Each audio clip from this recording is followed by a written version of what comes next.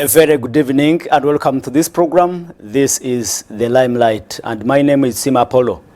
Now, over the years, Uganda has been grappling with persistent stockouts of medical supplies in public health facilities, and something section of Ugandans think is a violation of the right to health, the right to life, and the right to dignity. Actually, this week, a civil society organization, Center for Health, Human Rights and Development, in short, CEHAD, petitioned the High Court in Kampala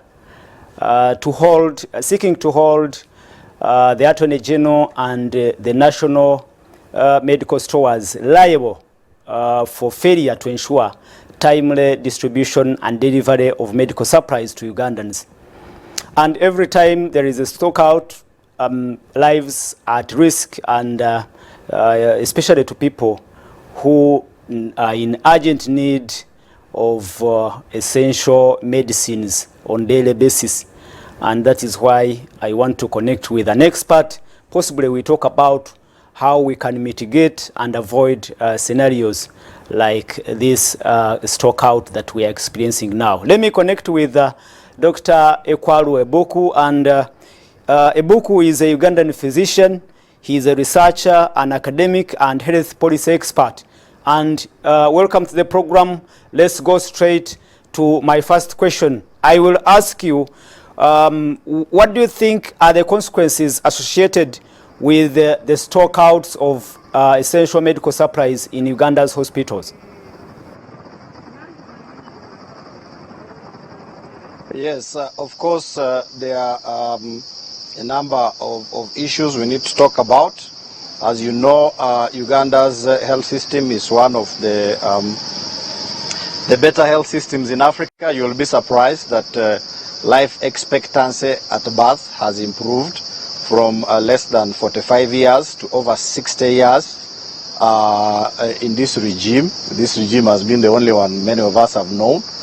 And then, of course, maternal mortality is still high, unacceptably high, but it has reduced substantially due to the interventions in the health system. Okay, and then, of course, there are other important parameters. Still, a lot needs to be done.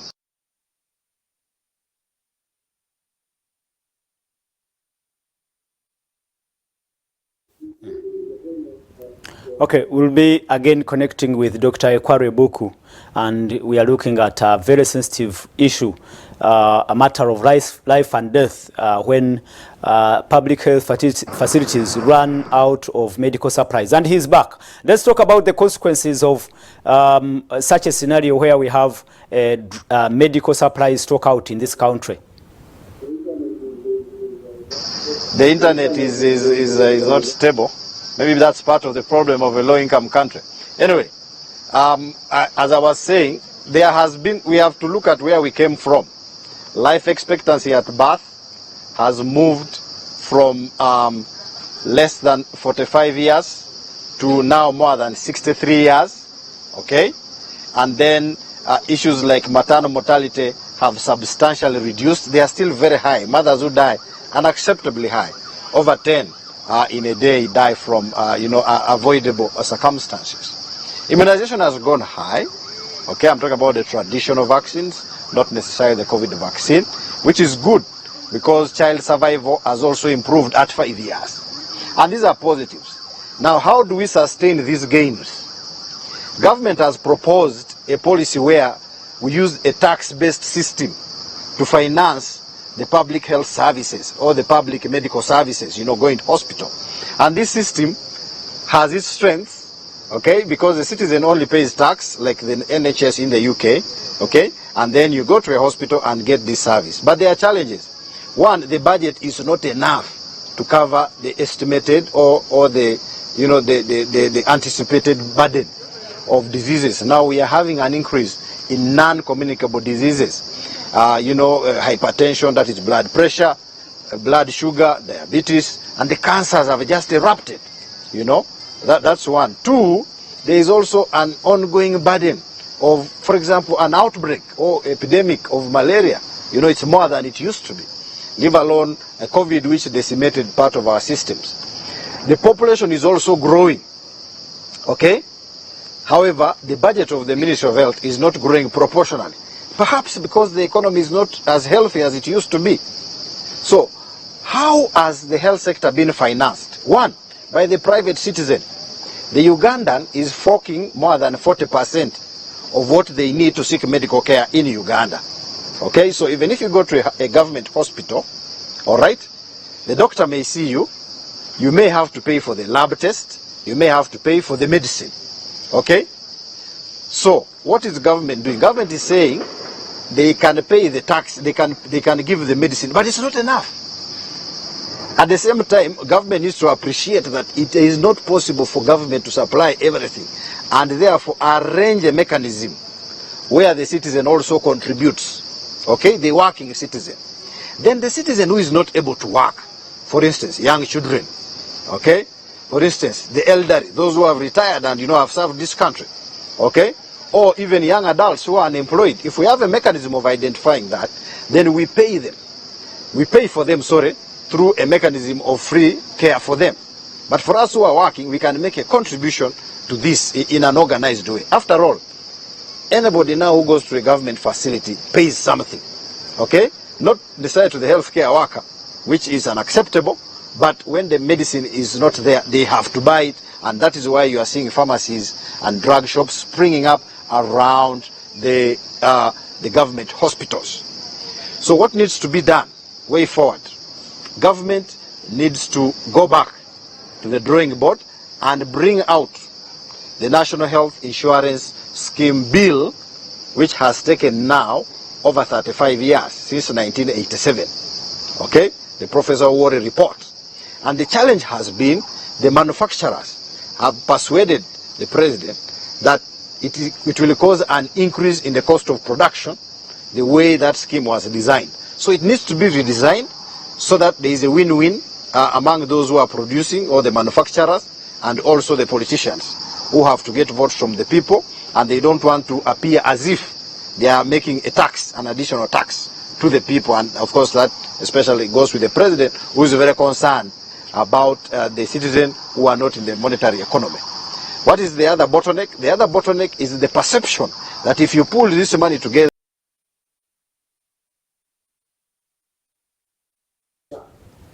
looks like I've lost you, but I will need again to connect with you, and we look at what can be done to avoid such a scenario that we have experienced in a few weeks. And I will seek your, am I back? To hear your own experience. You've been into service delivery for some time, health service delivery for quite some time. I would want to hear your experience during such a period of a stock out of medical supplies. Are you getting me now? Clear? Hear you. Go right ahead. Thank you. So my experience is limited. I worked in the public service for a very, very short time as a student, of course, in the late 90s, early 2000s. Then I worked in Arua Regional Referral Hospital as an intern for 1 year. So that's my experience as a public servant. Okay. Otherwise, I've worked in the NGOs again in Ajumani, Mungula Health Center for a very short time. But my broader experience for over 10 years has been taking care of patients, persons living with HIV/AIDS, starting with the Uganda Business Coalition on HIV/AIDS of Dr. Paul Dixon, then Kololo in the Ginger Nile Treatment Center, and so on. Basically, the American program called PEPFAR, Presidential Emergency Plan for AIDS Relief, worked at the Infectious Diseases Institute and many other places where I worked, and then of course Case Hospital and so on. So yes, I've contributed to this to the extent that I've worked in the private sector, private not-for-profit, and the other. But the experiences are generally that there are more efficient systems in the private sector, because the private citizen has a mechanism of paying or being paid for. Being paid for in the sense of private not-for-profit, you know, like your hospital, where they have some of these very, very discounted or subsidized,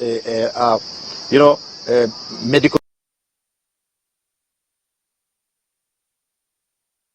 Okay, looks like I somehow lost you again, but I had picked something from experience. But Dr. Ekwaru Obuku, if you come back, I would want you to tell us, if you're listening actually, to tell us a scenario where we do not find drugs or medical supplies in hospitals, but again, after some time, we hear there are expired drugs that are going to be burnt, and burnt at a bigger fee, I mean, a bigger cost.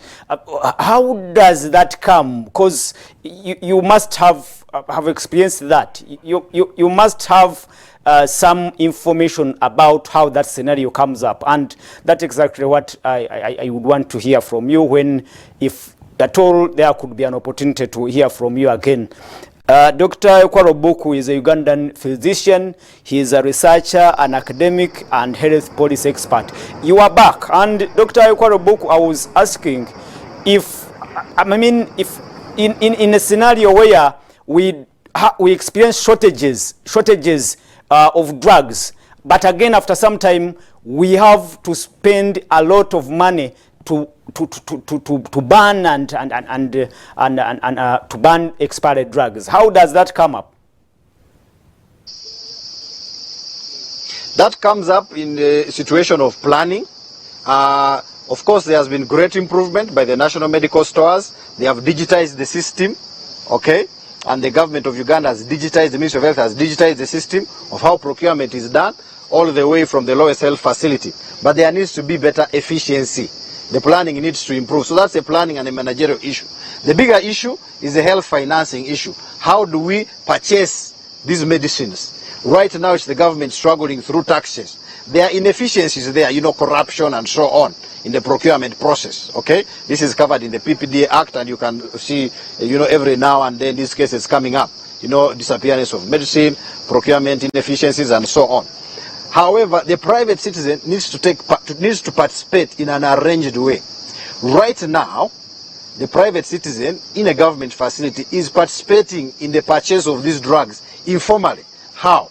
You reach a health center yes, you have seen the doctor, you have seen the nurse, you pay for the lab test, you go and pay for the medicine. So why don't we arrange a mechanism where the private citizen contributes directly and has that agency to demand for quality services at source? This proposal was working very well in form of what they call cost sharing before 2001, and for whatever reasons the president thought were wise, he abolished it. Of course, there was political pressure from Dr. Besigye, okay, who was coming in with that proposal to give free healthcare in totality, and therefore perhaps the president and the NRM thought it's important to abolish the cost sharing. The advantage of abolishing the cost sharing is that there was an increase now in utilization of public medical services, especially among the very poor people who could not afford even 500 shillings a day. But then there was not a matched increase in the budget to cover for that increased utilization. You're getting me? More people started using the services because they became free after the 2001 election, but there was no proportional increase in the budget to cater for that from government. So who has been footing the balance? The private citizen, in an informal way. The informal way is difficult because then the private citizen has to go by him or herself to organize their own treatment. And this is a disadvantage to the politicians because this is where the citizen comes into contact with the government, seeking educational services, seeking other social services like health, and of course food security. These are areas which are no-go areas in terms of poor performance by any government in the world, be it in the USA, be it in the National Health Service in the UK, or in a low-income country like Uganda. And therefore, it would be encouraging to see government invest more resources, but also organize the sector to the extent that the citizen can participate formally in financing this through a national health insurance scheme. It has been around, it has been talked about, the bill was even passed and then recalled by cabinet in 2019, but there is need now to test at least some facilities. Countries like Rwanda learned actually from Uganda, the western area in Uganda, the western region. There were over several 10, 20 private medical schemes. These are still ongoing in some of these hospitals like Kisizi, okay? And in these western Uganda areas, there are cultures of even having burial clubs where citizens organize themselves, okay, and they can bury their fellow citizen in a decent way. Maybe we should change that mindset so that the private citizen saves for the rainy day when they are sick. We have also seen a situation where government, of course, has a scheme to support government officials to go abroad and so on and so forth. That is okay, but the private citizen who is in the lower rank then begins to feel alienated from the whole process. If the big people are being flown abroad, you know, they don't feel so good about it, and therefore they want to be included. How can we include them? We should have a solidarity scheme where the people who are earning more can pay for those who are earning less, or those who are not earning at all. And this is a very fundamental characteristic or a success factor in the national health insurance scheme. It has worked in countries like Thailand, where after 30 years they are beginning to include dialysis. In Kenya, it is beginning to take root, you know, because you have to take so many years building the systems of how to bill. You know, how are you going to make sure the healthcare is the same in Karamoja and Kampala? Dr. Obuku, finally, because we are actually running out of time, and I would want in at least 2 minutes to hear from you. There have been proposals that possibly the health sector should be accorded special treatment in allocation of funds, and not only allocation, but even in release of funds from the Ministry of Finance to avoid delays in release of funds. And do you think that is a wise decision? That decision, government, I think, is already doing it. The health sector is favored. We have seen that even the doctors now, their salaries have gone up, which is good. It can be more, but whether it causes them to work more is another story.